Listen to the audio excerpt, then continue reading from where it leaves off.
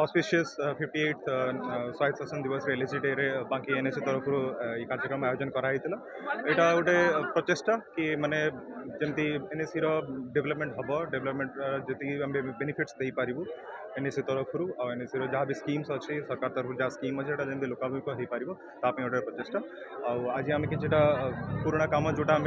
देलु कि आम करके देवु से लोकार्पण करूँ कि भित्तिपत्र भी स्थापन हो कि प्रणय भी नहीं कि आगु को आगामी दिन में केमती एनएससी को आहरी बेटर करहब और भल भाव बेनिफिट्स पठाइब गोटे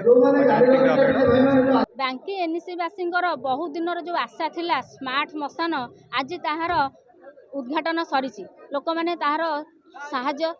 नहीं पारे किंतु आमर थिला गोटे स्मार्ट पार्क आज तार भित्तिप्रस्तर होती कार्यक्रम खूब शीघ्र आरंभ करा एवं आमर बांकी एनएससी सबुठ बड़ समस्या होची ड्रेनेज सिस्टम तार मध्य आमर टेंडर करा जायछि खूब शीघ्र तार कार्य आरंभ करूँ एवं बांकी मासी सेवारे आमे ताकू आमे नियोजित करूँ बोलिका लोक मानू आमे आशा देछु।